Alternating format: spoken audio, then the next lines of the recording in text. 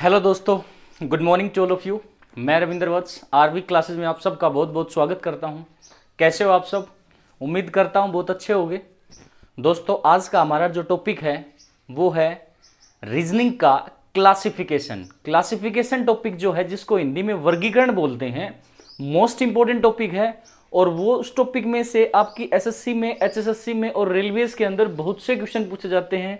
तो कई टाइप्स के क्वेश्चन बढ़ेंगे। तो आज हम शुरुआत करते हैं इसके बेसिक कंसेप्ट की, कि इसमें आपके पास क्वेश्चन क्या पूछेगा और उसको किस तरह करना होता है। ठीक है, तो चलिए एडिंग डालें और लिखें आज का टॉपिक, जिसका नाम है रीजनिंग सेक्शन का क्लासिफिकेशन। क्या लिखेंगे? क्लासिफिकेशन। क्लासिफिकेशन इसको हिंदी में बोलते हैं वर्गीकरण। क्या बोलते हैं? वर्गीकरण। क्लियर? वर्गीकरण बोलें, या इसको इंग्लिश में एक नाम और होता है odd one out. Odd one out. Odd one out नाम क्यों होता है? वो इसलिए होता है कि आपको 4 ऑप्शन देगा। तो मैं क्वेश्चन से ही शुरुआत करता हूं। मान लीजिए पहला क्वेश्चन दिया, ऑप्शन दे देगा इस टाइप से, कोई भी 4 option, A option, B option, C option और डी ऑप्शन।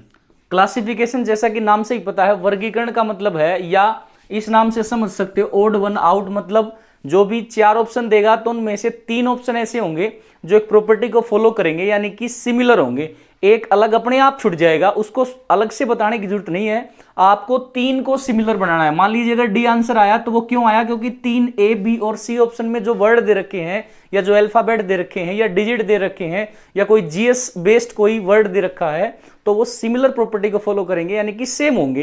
तो इसलिए क्या हो जाएगा, एक जो है एक ऑप्शन अपने आप छट जाएगा, तो इसलिए वो आपका आंसर हो जाएगा। क्लियर?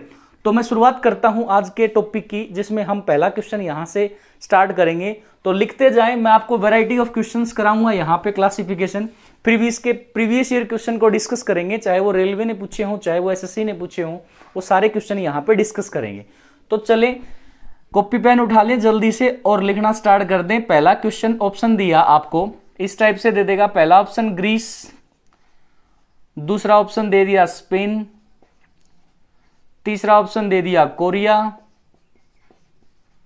और चौथा ऑप्शन यानी कि डी ऑप्शन जो दिया वो दिया पोलैंड। ये जो है आपको ऑप्शन दे दिए। ठीक है, अब प्रॉपर्टी के अकॉर्डिंग 3 सेम है, एक अलग है, वो अलग बताना है। मैं क्वेश्चन लिख रहा हूं, आप अपने आंसर लिखते रहें, फिर लास्ट में बताता हूं। सेकंड क्वेश्चन की अगर बात करें तो पहला ऑप्शन दे दिया इसने भेड़, दूसरा ऑप्शन दे दिया बकरी, तीसरा ऑप्शन दे दिया मेमना, और चौथा ऑप्शन दे दिया मेंढा।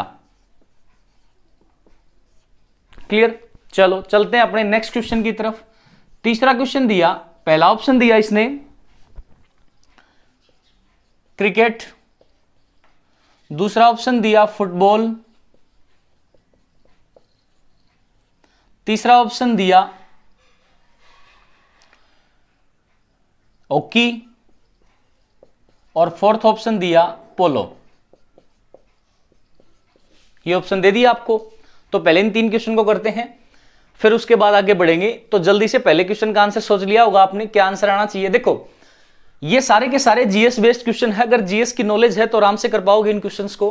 तो देखो, पहले क्वेश्चन में ग्रीस, स्पेन, कोरिया और पोलैंड दे दिया। ठीक है, अब 3 को सिमिलर बनाना। हमेशा ध्यान रखें, क्लासिफिकेशन या वर्गीकरण में क्या होता है, 3 वर्ड्स को या 3 अल्फाबेट्स को जो दे रखे होंगे, या 3 डिजिट्स को आपको सिमिलर बनाना है, यानी कि वो एक प्रॉपर्टी को फॉलो करेंगे, एक अपने आप अलग हो जाएगा। तो यहां देखें, आपके पास ग्रीस, स्पेन और पोलैंड, ये तीनों के तीनों एक प्रॉपर्टी को फॉलो कर रहे हैं। और वो प्रॉपर्टी क्या है कि ये सारे के सारे यूरोप महाद्वीप में पड़ते हैं। किसमें पड़ते हैं? यूरोप महाद्वीप में पड़ते हैं। यूरोप महाद्वीप यानी कि यूरोपियन कंट्री है तीनों के तीनों। तो अलग क्या होगा आपके पास? कोरिया, क्योंकि कोरिया जो है उसके 2 पार्ट डिवाइड कर रखे हैं। जैसे पहला नॉर्थ कोरिया और दूसरा जो है देश, इसका नाम क्या है? South Korea. नॉर्थ कोरिया और साउथ कोरिया 2 पार्ट्स में डिवाइड है। तो कोरिया जो देश है वो नॉर्थ कोरिया और साउथ कोरिया में डिवाइड है। और ये कौन से महाद्वीप में पड़ता है? ये पड़ता है अपना एशिया महाद्वीप में। किस महाद्वीप में पड़ता है? एशिया महाद्वीप में। मतलब ये एक एशियन कंट्री है। और बाकी 3 जो ऑप्शन है वो क्या है? आपके यूरोपियन कंट्री है। इसलिए मेरा जो आंसर आएगा वो आएगा option number C, that is Korea. Clear? I hope आपको लॉजिक समझ में आ गया होगा। चलते हैं अपने नेक्स्ट क्वेश्चन की तरफ। दूसरा क्वेश्चन क्या दिया? भेड़, दूसरा ऑप्शन बकरी, तीसरा मेमना और चौथा मेंढा। आपकी जीएस के ऊपर डिपेंड करता है कि जीएस थोड़ी बहुत पता है तो आराम से कर पाओगे। देखो 3 सिमिलर बनाने हैं। अब सिमिलर कौन कौन से बने देखें। यहां पे आपके पास भेड़, मेमना क्या होता है, देखो मेमना जो होता है वो भेड़ और बकरी दोनों का जो बच्चा होगा उसे मेमना बोलेंगे। क्लियर। अब ये मेंढा क्या होता है, मेंढे के बारे में पता हो आपको, तो यहां देखो मेमना तो कॉमन पार्ट में आ गया। क्लियर। भेड़, मेमना और मेंढा जो है वो एक ही फैमिली के मेंबर हैं। क्या है, एक ही फैमिली के मेंबर। अब भेड़ और मेंढा क्या होता है, देखो भेड़ जो है, भेड़ प्रजाति की जो फीमेनाइन जेंडर होती है वो है कौन, भेड़, और जो मैस्कुलाइन जेंडर होता है वो कौन है, मेंढा। पुरुष और महिला जिसको बोलते हैं, अगर बात करें ह्यूमन बीइंग या मानव जाति की, तो उस केस में जानवरों में भेड़ जो है वो फीमेनाइन जेंडर में आती है और मेंढा जो है मैस्कुलाइन जेंडर में आता है। ठीक है ना, मेल फीमेल बोल सकते हो, ये मेल पार्ट ये फीमेल पार्ट। तो यहां पे आपके पास भेड़, मेंढा और मेमना एक ही फैमिली के मेंबर हैं, तो अलग क्या हो जाएगा, अलग हो जाएगा बकरी। तो मेरा आंसर क्या हो जाएगा, बकरी। क्लियर। आई होप आपको लॉजिक समझ में आ गया होगा। चलते हैं अपने नेक्स्ट क्वेश्चन की तरफ। तीसरा क्वेश्चन क्या दिया, पहला ऑप्शन क्या है, क्रिकेट, दूसरा फुटबॉल, तीसरा हॉकी और चौथा ऑप्शन क्या दिया, पोलो। क्लियर। 3 सिमिलर बनाने हैं, तो देखते हैं सिमिलर कैसे बनेंगे। अब नंबर ऑफ प्लेयर क्रिकेट में कितने हैं, 11, फुटबॉल में कितने होते हैं, 11, हॉकी में कितने होते हैं, 11 और पोलो में कितने होते हैं, 4। अब साफ साफ दिख गया होगा 3 सिमिलर कैसे बने, क्योंकि इन तीनों के अंदर नंबर ऑफ प्लेयर कितने हैं, 11। ये सिमिलर हो गए तो आंसर क्या हो जाएगा, D option, that is polo. Classification odd one out का मतलब ये है कि आपको 3 सिमिलर जो है वो हटा देने हैं, जो बचेगा वो अलग होगा, वो अलग ही आंसर देना है। तो इसका आंसर क्या आ जाएगा, D option, that is polo. Sports के बेस पे कई टाइप के लॉजिक लगते हैं, वो सारे लॉजिक मैं आपको बताता हूं यहां। चलो लिखते हैं अपना नेक्स्ट क्वेश्चन। क्वेश्चन नंबर 4 की अगर बात करें, चलो क्वेश्चन नंबर 4, 3 क्वेश्चन हो गए। 4th क्वेश्चन इसी टाइप से स्पोर्ट्स पे बेस्ड है। 4th क्वेश्चन भी फर्स्ट ऑप्शन दे दिया क्रिकेट, सेकंड दे दिया फुटबॉल, सी ऑप्शन दे दिया बैडमिंटन और डी ऑप्शन दे दिया टेनिस। 5th क्वेश्चन की बात करें, फर्स्ट ऑप्शन दे दिया बैडमिंटन, सेकंड ऑप्शन दे दिया बिलियर्ड्स, सी ऑप्शन दे दिया स्नूकर और डी ऑप्शन दे दिया table tennis. Table tennis totally based on your GS, GS पे आधारित है। जीएस अगर थोड़ा बहुत पता होगा तो आराम से कर पाओगे। तो देखें क्वेश्चन नंबर 4 की बात करें। क्वेश्चन नंबर 3 में क्या लॉजिक था, 3 एक जैसे सिमिलर गेम हो गए। क्यों हो गए, क्योंकि इसमें नंबर ऑफ प्लेयर क्या है, सेम है, दैट इज 11, 11 एंड 11। इसमें कितने हैं, 4। पोलो जो है एक अलग हो गया, तो ओड वन आउट में आंसर जो क्या आ जाएगा, डी ऑप्शन आ जाएगा। इसी टाइप से इसमें कुछ लॉजिक सोचना है, तो आंसर क्या आना चाहिए वो देखेंगे। देखो क्रिकेट में अगर प्लेयर के बेसिस पे लेके चलें तो क्रिकेट में 11, फुटबॉल में 11, बैडमिंटन में क्या होता है, ये ऐसा गेम है जो किसका होता है, सिंगल और डबल का गेम होता है। टेनिस की बात करें, ये भी क्या होता है आपका, सिंगल और डबल का गेम होता है। तो नंबर ऑफ प्लेयर के बेस पे तो क्लासिफिकेशन कर नहीं सकते, क्योंकि ये 2 सेम हो गए और नीचे वाले 2 सेम हो गए। तो कुछ और लॉजिक सोचना पड़ेगा। तो और लॉजिक क्या सोचा कि यहां पे आपके पास अगर आंसर लगाएंगे तो क्या लगाएंगे, वो आंसर लगाएंगे हम आंसर क्रिकेट। क्यों लगाएंगे क्रिकेट, अब उसका लॉजिक मैं बताता हूं। ये 3 सिमिलर बने होंगे तभी तो लगाया होगा ना क्रिकेट। अब सिमिलर किस तरह बने होंगे वो देखते हैं, क्योंकि सिमिलरिटी क्या है, अब उसके ऊपर आते हैं कि प्रॉपर्टी में सिमिलरिटी क्या है। फुटबॉल, बैडमिंटन और टेनिस जो हैं वो ऐसे गेम हैं, मैं 2 लॉजिक बताता हूं इनके कि ये सिमिलर क्यों हैं। ये तीनों के तीनों ऐसे गेम हैं जिसके अंदर जो आपके पास ग्राउंड होता है वो होता है रेक्टेंगुलर। क्या होता है, रेक्टेंगुलर ग्राउंड होता है। रेक्टेंगुलर जो है वो ग्राउंड होगा, जिसको बोलेंगे आयताकार। आयताकार जो है वो आपका जो ग्राउंड होता है, मैदान होता है, वो क्या होता है, आयताकार या रेक्टेंगुलर होता है। जबकि क्रिकेट का ग्राउंड जो होता है वो क्या होता है, सर्कुलर होता है। ठीक है ना, सर्कुलर यानी कि गोलाकार होता है। क्लियर। दूसरा लॉजिक, ये तो पहला लॉजिक था कि ग्राउंड के बेस पे इसको अलग कर दिया। दूसरा लॉजिक ये है कि फुटबॉल, बैडमिंटन और टेनिस ऐसे गेम हैं जिसके अंदर हम किसका यूज करते हैं, नेट का यूज किया जाता है। किसका यूज किया जाता है, नेट का यूज। और क्रिकेट में किसी नेट का यूज नहीं किया जाता, इसलिए ये 3 सेम हो गए और ये क्या हो गया, अलग। तो मेरा आंसर क्या आएगा, ए यानी कि क्रिकेट। क्लियर। आई होप आपको समझ में आ रही होंगी। देखो तीनों के तीनों क्वेश्चन मैंने आपके गेम से रिलेटेड लिखे और तीनों में अलग अलग लॉजिक लगेगा। इसमें तो नंबर, सबसे पहले नंबर ऑफ प्लेयर का सोचना आपको कि भाई नंबर ऑफ प्लेयर के बेस पे कुछ बन रहा हो। फिर अगर नंबर ऑफ प्लेयर देखो इसमें जैसे सेम हो गए तो उसमें तो वो लॉजिक लगेगा नहीं, तो फिर उस केस में क्या करेंगे, आपके पास तीन जो है वो सिमिलर बनाने के लिए कुछ और लॉजिक सोचना पड़ेगा। तो लॉजिक क्या आया, रेक्टेंगुलर ग्राउंड वाला, और दूसरा लॉजिक क्या आया, नेट का यूज करेंगे इन तीनों गेम्स के अंदर, लेकिन इसमें किसी नेट का यूज नहीं किया जाता और इसका जो ग्राउंड होगा वो क्या होगा, आपका सर्कुलर होगा। क्लियर, आई होप आपको ये लॉजिक समझ में आ गया होगा। अब चलते हैं फिफ्थ क्वेश्चन के ऊपर। फिफ्थ में कुछ और ही लॉजिक लगा। देखो बिलियार्ड और स्नूकर कौन से गेम होते हैं जो आपके देखा होगा आपने टेबल के ऊपर खेले जाते हैं, जिसमें अलग अलग बॉल रखी होती है। देखो टेबल के ऊपर स्टिक का यूज करके खेला जाता है, और यहां पे मान लीजिए कोई एक होल होता है, यहां बंदा खड़ा रहेगा, वो स्टिक का यूज करके इसके ऊपर मारेगा, फिर ये इसके ऊपर लगेगी, इसके ऊपर लगेगी, इसके ऊपर, फिर जाके होल में चली जाएगी। इस टाइप का गेम होता है, उसको स्नूकर और बिलियार्ड बोलते हैं। भारत का नंबर 1 प्लेयर है स्नूकर और बिलियार्ड्स का, वो कौन है, पंकज आडवाणी। क्लियर, तो यहां पे आपके पास एक खास बात है, तीन गेम्स के अंदर सिमिलरिटी है। वो सिमिलरिटी क्या है, वो ये है कि ये जो तीनों गेम है कौन कौन से, बिलियार्ड, स्नूकर और टेबल टेनिस, वो तीनों के तीनों गेम किसके ऊपर खेले जाते हैं, टेबल के ऊपर खेले जाते हैं, मेज के ऊपर खेले जाते हैं। बैडमिंटन किसी मेज या टेबल के ऊपर नहीं खेला जाता, ओपन ग्राउंड में खेला जाएगा, या फिर इंडोर गेम बोल सकते हैं बैडमिंटन को आप। तो आंसर क्या आ जाएगा, बैडमिंटन आ जाएगा। क्लियर, आई होप आपको लॉजिक समझ में आ गया होगा। ठीक है, तो देखो तीसरे क्वेश्चन में जो गेम का था उसमें क्या लगा, नंबर ऑफ प्लेयर का लॉजिक लगा। सेकंड क्वेश्चन में प्लेयर का लॉजिक नहीं लगा सकते क्योंकि दो सेम हो गए, तो यहां पे लॉजिक क्या लगा, ग्राउंड का, और प्लस में नेट का यूज कर रहे हैं उसका लॉजिक लगा। और थर्ड क्वेश्चन में किसके ऊपर खेला जाता है उसका लॉजिक लग गया कि तीनों के तीनों ऐसे गेम हैं जो किसके ऊपर खेले जाएंगे, टेबल के ऊपर, और ये टेबल के ऊपर नहीं खेला जाता। तो आंसर क्या आ जाएगा, ऑप्शन नंबर ए। ये तीन सिमिलर हो गए और ये क्या हो गया, अलग हो गया। क्लियर, आई होप आपको ये लॉजिक समझ में आ गए होंगे। चलते हैं अपने नेक्स्ट क्वेश्चन की तरफ, क्वेश्चन नंबर 6 के ऊपर चलते हैं, करते हैं साफ। चलो क्वेश्चन नंबर 6 के ऊपर आते हैं। चलो बात करें क्वेश्चन नंबर 6 यानी कि 6 की। तो देखें क्वेश्चन नंबर 6 में क्या दिया, आपका कोई बीमारी से रिलेटेड कोई क्वेश्चन दे सकता है। जैसे जीएस बेस्ड क्वेश्चन करा रहा हूं मैं पहले, फिर उसके बाद अल्फाबेट के ऊपर आएंगे, फिर डिजिट के ऊपर आएंगे। मान लीजिए इसने क्वेश्चन दिया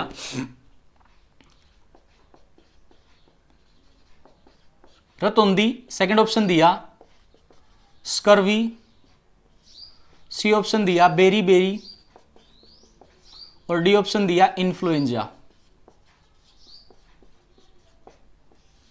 इसी टाइप से क्वेश्चन नंबर 7 की बात करें, 7th क्वेश्चन में ऑप्शन दिए टेटनस, सेकंड ऑप्शन दिया यकृत रोग, सी ऑप्शन दिया निमोनिया, और डी ऑप्शन दिया सूखा रोग। क्लियर, अब ये दो क्वेश्चन अलग अलग गेम से रिलेटेड जो है वो क्वेश्चन दे दिया आपको, तो इसमें बताना है कि आंसर क्या आएगा। तो सोचें एक बारी, 10 सेकंड है, फिर मैं बताता हूं आपको।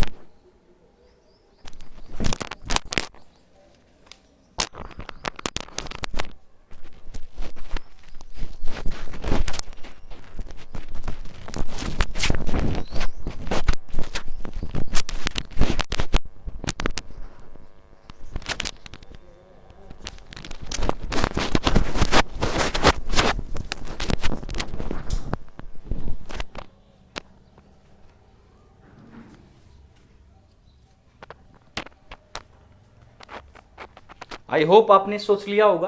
तो चलते हैं इस लॉजिक के ऊपर। देखें यहां पे रतौंधी, स्कर्वी और बेरी बेरी ऐसे रोग हैं जो आपके डेफिशिएंसी ऑफ विटामिन, यानी कि विटामिन की कमी से होने वाले रोग हैं रतौंधी, स्कर्वी और बेरी बेरी। क्लियर, तो अलग क्या हो गया, इन्फ्लुएंजा, क्योंकि इन्फ्लुएंजा जो है वो किसके कारण होता है, वायरस के कारण होता है। क्लियर, वायरस के कारण जो रोग होगा वो होगा इन्फ्लुएंजा। और बाकी तीनों के तीनों ऐसे रोग दे रखे हैं जो किसी कमी से होते हैं, विटामिन की कमी से होते हैं। तो विटामिन की कमी से होने वाले रोग सिमिलर हो गए, अलग क्या हो गया, इन्फ्लुएंजा, क्योंकि ये किसके कारण होगा, वायरस के कारण। चलते हैं नेक्स्ट क्वेश्चन के ऊपर। टिटनस, यकृत रोग, निमोनिया और सूखा रोग। जब आपको रोगों के बारे में पता होगा तभी इस क्वेश्चन का आंसर दे सकते हो, अदरवाइज आंसर नहीं दे पाओगे। रोगों के बारे में बोल रहे हैं या फिर डिजीज जितनी होती हैं, बायोलॉजिकल कंसेप्ट है, उसके बारे में पता होगा तभी आंसर दे पाएंगे आप। ठीक है, चलो देखें। टिटनस, यकृत रोग, निमोनिया और सूखा रोग, तीन सिमिलर हैं, एक अलग है, वो अलग बताना आपको। तो देखते हैं। अब सिंपल सी बात, यकृत रोग क्या होता है, या जिसको लीवर की प्रॉब्लम होती है, लीवर को हिंदी में क्या बोलते हैं, यकृत बोलते हैं। ठीक है, निमोनिया जो है वो भी एक प्रॉब्लम है, एक रोग है। सूखा रोग जो है वो भी एक रोग है। कई आंसर देंगे, बोला जी सूखा रोग आएगा, क्यों आया, बोला जी सूखा रोग नहीं होता, ये सोच होती है आदमी की। भाई सूखा रोग होता है, सिंपल सी बात है। अब कौन सा रोग होता है वो देखेंगे। अब देखो, इसका आंसर बता दूं पहले मैं, तीन सिमिलर कौन से हैं और किस प्रॉपर्टी के अकॉर्डिंग सिमिलर होंगे वो देखेंगे। इसमें आपका आंसर आ जाएगा आपका टिटनस। क्या आ जाएगा, टिटनस। क्यों आया टिटनस, क्यों इसलिए आया क्योंकि तीन सिमिलर हुए होंगे तभी तो आया होगा ना टिटनस। देखो क्यों हुए, यकृत जो है वो एक ऐसा रोग है, यकृत रोग की बात करें, जो लीवर सिस्टम को डैमेज कर देता है। क्लियर, तो लीवर की प्रॉब्लम है, एक पर्टिकुलर हमारे शरीर के एक पर्टिकुलर अंग को प्रभावित करेगा, और वो अंग कौन सा है, लीवर है, यानी कि यकृत है। क्लियर, निमोनिया एक ऐसा रोग है जो हमारे शरीर के एक पर्टिकुलर अंग को प्रभावित करता है, किसको, लंग्स को। किसको प्रभावित करेगा, फेफड़ों को प्रभावित करेगा, लंग्स को प्रभावित करेगा।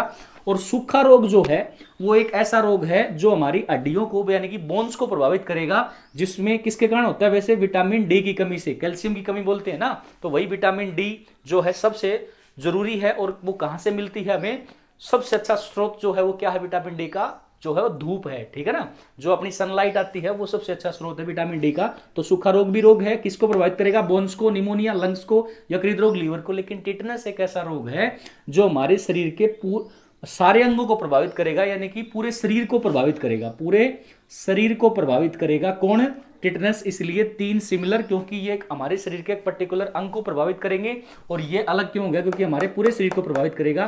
तो इसलिए जो आंसर आएगा वो ए ऑप्शन आएगा, that is tetanus. Clear, I hope आपको लॉजिक समझ में आ गए होंगे। चलते हैं अपने नेक्स्ट क्वेश्चन की तरफ। अगला क्वेश्चन है, कर दें साहब इसको।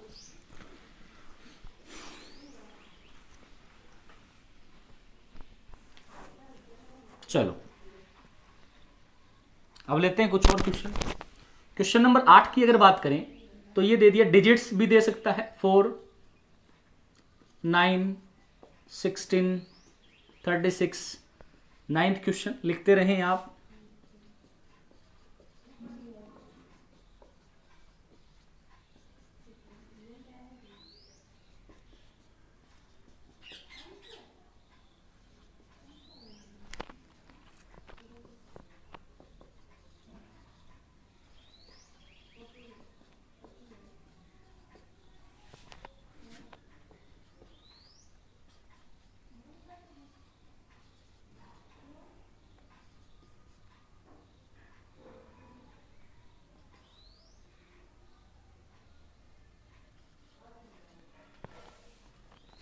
क्लियर, तो यहां पे देखें, डिजिट्स की फॉर्म में कुछ भी दे सकता है, डिजिट का सम हो या फिर इवन डिजिट हो, स्क्वायर हो, क्यूब हो, इस टाइप के लॉजिक आपको सोचने हैं। तो क्वेश्चन नंबर 4 में देखें, 4 जो है स्क्वायर है, 9 भी स्क्वायर है, 16 भी स्क्वायर है, 36 भी स्क्वायर है, सारे स्क्वायर है। लेकिन किसके स्क्वायर, ये 2 का स्क्वायर, ये 3 का स्क्वायर, ये 4 का स्क्वायर, और ये किसका स्क्वायर, 6 का स्क्वायर। तो अलग कैसे बताएंगे, अलग बताएंगे क्योंकि 2, 4 और 6 सारे के सारे क्या है, इवन नंबर है, और ये क्या है आपका ओड नंबर का स्क्वायर है। तो आंसर क्या आ जाएगा, बी। ये तीनों क्या हो जाएंगे, सिमिलर। सीधा सा देखने पे पता लग रहा है कि 3 नंबर क्या है, इवन नंबर है, ये एक ओड नंबर है, या स्क्वायर की फॉर्म में लेके जाएंगे तो ये तीनों नंबर आपके इवन नंबर के स्क्वायर है, और ये किसका है, ओड नंबर का स्क्वायर। तो अलग क्या हो गया, option number B, that is 9 आ जाएगा। ठीक है, क्वेश्चन नंबर 9 की तरफ चलें तो यहां देखें, सारे इवन नंबर हैं, एक क्या है, ओड नंबर। क्लियर, ये भी एक लॉजिक हो सकता है। फिर बता रहा हूं, क्लासिफिकेशन में डिजिट में एक से ज्यादा लॉजिक लग सकते हैं।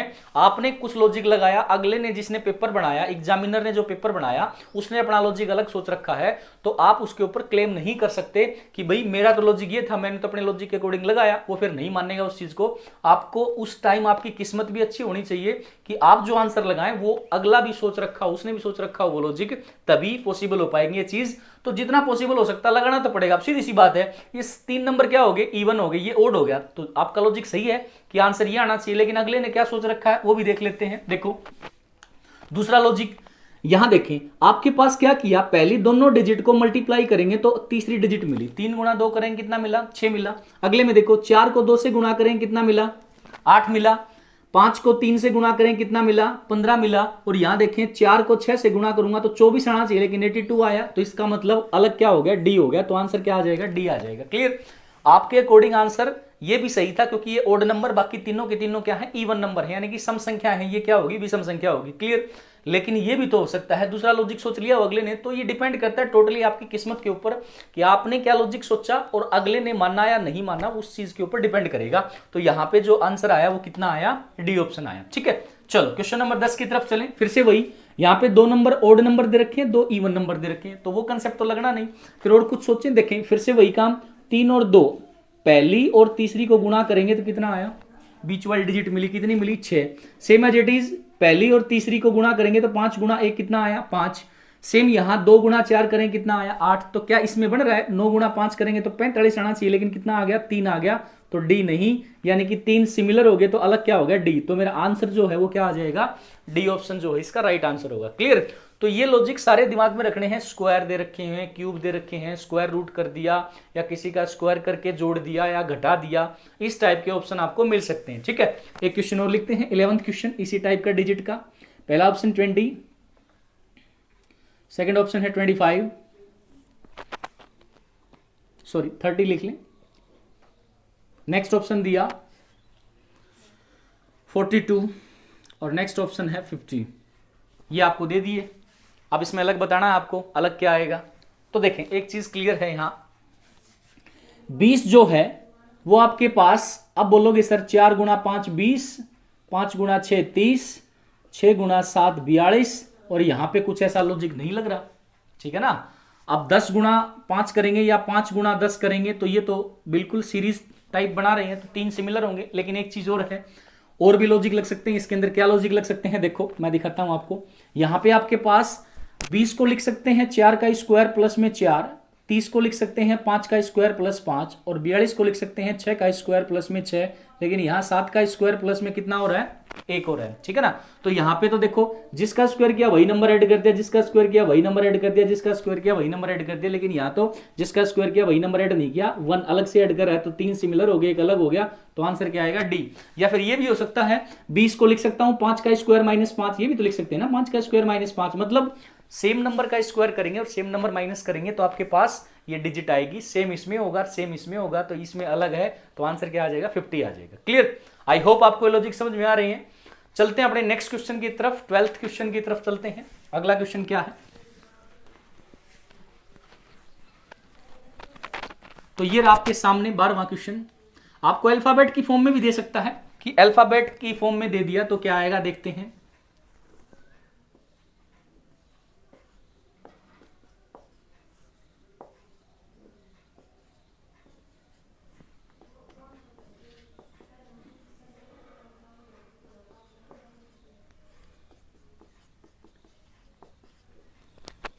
ये था 12वां क्वेश्चन।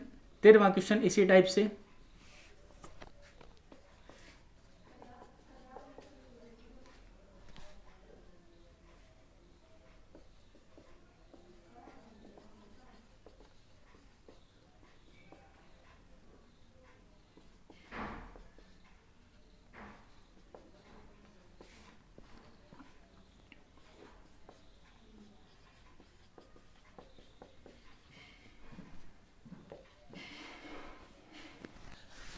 ये आपको ऑप्शन दे दिए। क्लियर, तो आप बताएंगे क्वेश्चन नंबर 12 और 13 में लॉजिक क्या लगा। देखो 12 का जो क्वेश्चन है वो बिल्कुल बेसिक सा क्वेश्चन है।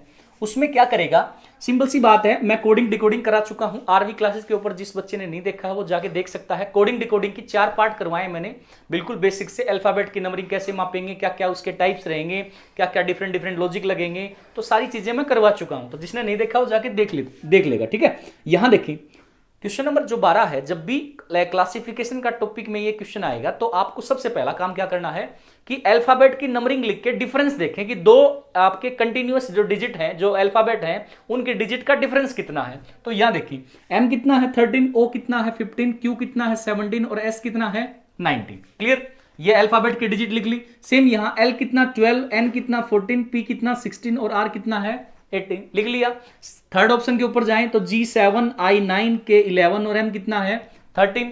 अगर इस ऑप्शन के ऊपर जाएंगे डी के ऊपर तो S कितना है 19, T 20, Q 17 और P कितना होगा 16 होगा। क्लियर, अब यहां देखो डिफरेंस देखें, 13 और 15 के बीच में कितने का 2 का, 15 और 17 के बीच में 2 का और 17 और 19 के बीच में कितने का डिफरेंस है 2 का डिफरेंस है। सेम यहां 12 और 14 के बीच में 2, 14 और 16 के बीच में 2 और 16 और 18 के बीच में 2, यानी कि 2 का डिफरेंस चल रहा है। सेम यहां 7 और 9 के बीच में 2, 9 और 11 के बीच में 2 और 11 और 13 के बीच में 2। इसका मतलब ये तीनों ऑप्शन में डिफरेंस सेम चल रहा है। लेकिन यहां देखेंगे तो डिफरेंस 1, फिर -3 कर रहा है, फिर -1 कर रहा है, तो यहां डिफरेंस जो है अलग हो गए, यानी कि रैंडम हो गए। ये कंटिन्यूअस सीरीज फॉर्म में डिफरेंस दिखा रहा है, तो तीनों के तीनों ऑप्शन सिमिलर प्रॉपर्टी को शो कर रहे हैं, तो सिमिलर होंगे। तो अलग क्या होगा, ओड वन आउट छटना था हमें, तो मेरा आंसर क्या होगा STQP, यानी कि D option is the right answer. Clear, अब चलते हैं क्वेश्चन नंबर 13 के ऊपर। देखें, एक तो ये लॉजिक जो मोस्टली काम करेगा क्लासिफिकेशन के, जब भी अल्फाबेट वाले क्वेश्चन देगा तो ये लॉजिक जरूर काम करेगा। ठीक है, फिर आते हैं क्वेश्चन नंबर 13 के ऊपर। इसमें देखते हैं, देखो आपके पास इस टाइप से दे दिया। अब यहां पे अल्फाबेट की नंबरिंग लिखोगे तो कुछ अजीब से रैंडमली बनेंगे। अगर रैंडमली कुछ ऐसी चीजें बन रही हैं तो देखो सीरीज टाइप बन रहा था, 2 2 2 का डिफरेंस, सेकंड में भी 2 2 का डिफरेंस, थर्ड में भी 2 2 का डिफरेंस। ठीक है, लेकिन यहां नहीं बनेगी वो चीज। तो इसमें क्या लॉजिक लगाया, देखो कुछ ऐसे वर्ड देगा जिसको अल्फाबेट को आगे पीछे करके लिख देगा और उसका मीनिंगफुल वर्ड देखेंगे तो कुछ मीनिंग निकल रहा होगा उन चीजों का। तो यहां देखें, यहां पे आपके पास इसके अंदर जितने भी अल्फाबेट यूज हुए हैं उससे मैं इंग्लिश का एक वर्ड बनाऊंगा। क्या बनाऊंगा, BANANA।